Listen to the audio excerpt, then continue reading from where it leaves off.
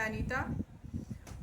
आज मैं गणित किट जो हमको टीलन में एक किट मिली हुई है, गणित किट, उसमें 11 तरीके की शिक्षण सामग्रियाँ मिली हुई हैं।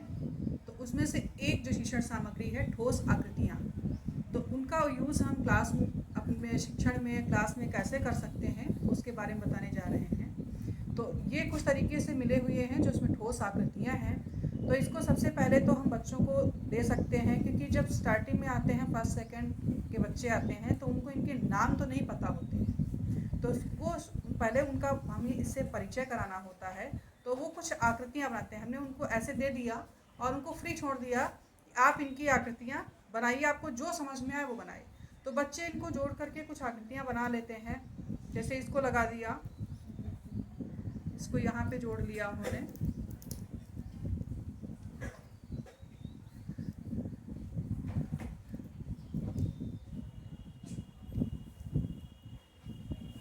जैसे उन्होंने ये आकृति बना दी। उसके बाद में कुछ आकृतियाँ वो लोग ऐसे बना लेते हैं कि ये हो गया, इसमें इन्होंने पहिया लगा दिया कि ये 2 पहिए हो गए, और ये हमारी गाड़ी बन गई, ये आदमी बन गया। जब उनसे हम पूछते हैं आपने क्या बनाया, तो वो आराम से बता देते हैं कि हमने इसको बनाया है।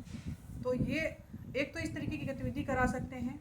दूसरे, हम उनका वर्गीकरण करा सकते हैं। उनको बच्चे कैसे करें, उनको दे दिया कि आप इनमें एक जैसी दिखने वाली आकृतियों को अलग अलग छांट लीजिए। तो वो जैसे छांट लेंगे कि ये, अब जैसे बच्चों ने इसको इस तरीके से बना के रख दिया,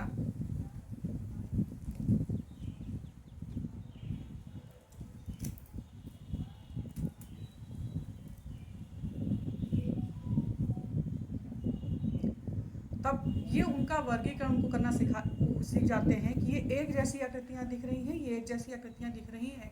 उनसे हम इसके बारे में पूछ भी सकते हैं कि आपने इसको अलग अलग क्यों किया, मतलब इनको एक साथ क्यों रखा, ये एक साथ क्यों रखा, ये एक साथ। तो वो खुद ही जवाब दे देंगे इस चीज़ का, ये एक जैसी दिख रही है। इसी में हम उनकी संख्या काउंटिंग करना, संख्या गिनना भी वो सीख सकते हैं। उनसे पूछ सकते हैं कि ये इस तरीके की जो आकृतियाँ हैं वो कितनी हैं, या इस तरीके की आकृतियाँ कितनी हैं। तो वो उनको गिन के बता सकते हैं, और पूरा भी बता सकते हैं कि इसमें इतनी आकृतियाँ हैं, इसमें ऐसी वाली इतनी हैं, जैसे गोल इतनी है, इस तरीके की इतनी है। तो ये उनका संख्या हो गया, उनका वर्गीकरण हो गया। और कुछ ट्रेसिंग भी में भी कर सकते हैं। जैसे हमने उन्हें पेपर पर कुछ ट्रेस करके दे दिया कि ये एक आकृति हमने दे दी है।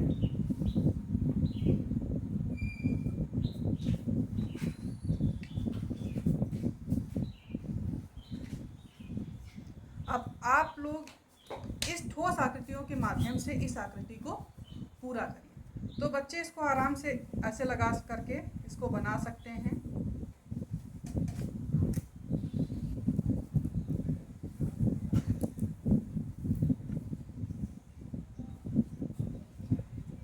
तो हम अगर पेपर पर कुछ ट्रेस करके देते हैं तो बच्चे उसको इन ठोस आकृतियों के माध्यम से उस आकृति को बना सकते हैं। इसके बाद में हम कुछ संख्याएं उनको जैसे इन्हीं आकृतियों के माध्यम से ऐसे पता कर सकते हैं इसमें कौन सी आकृतियाँ ऐसी हैं जो लुढ़कती हैं, और वो कौन सी आकृतियाँ हैं जो सरकती हैं। तो लुढ़कने और सरकने वाली इनको हम एक बार कर, जैसे हम इसको लुढ़काते हैं तो ये लुढ़कती हुई चली जाती है। बॉल को लुढ़काते हैं, बॉल जैसी कोई चीज़ को, तो ये लुढ़कती हुई चली जाती है। लेकिन अगर हम ये हैं तो क्या ये लुढ़की, ये सरकती है। तो इस तरीके से जो होता है उसको सरकना कहते हैं, और इस तरीके से जो होता है उसे लुढ़कना कहते हैं। तो इनमें कौन सी आकृतियाँ लुढ़कने वाली हैं, कौन सी सरकने वाली हैं, बच्चे इनको सीख सकते हैं। तो इस तरीके से शिक्षण में इनका प्रयोग वो कर सकते हैं। और बाद में जब हम उस स्तर से कक्षा 1-2 के स्तर से थोड़ा सा ऊपर उठते हैं, तब उनको हम बता सकते हैं कि ये आकृतियाँ किस तरीके की हैं और इनके नाम क्या हो सकते हैं। जैसे कि दिखने में ये आकृति एकदम चौकोर दिखती है, यानी कि इनके 4 कोने होते हैं, और ये लंबाई होती है, ऊंचाई होती है और चौड़ाई होती है। जो ये त्रिविमीय आकृति होती है इसको घनाभ कहा जाता है। जो ये आकृति होती है बिल्कुल चौकोर होती है, जितनी इसकी लंबाई होती है उतनी इसकी चौड़ाई होती है, उतनी ही इसकी ऊंचाई होती है। इसको घनाप कहा जाता है। जो बिल्कुल गोल बॉल की जैसी आकृति होती है इसको गोलाकार कहा जाता है, गोल कहते हैं इसको। और जो इस तरीके की आकृति देखने में पाइप की तरीके से दिखती है, वो इधर गोल होती है मगर इधर ये होता है, इसको बेलन कहा जाता है।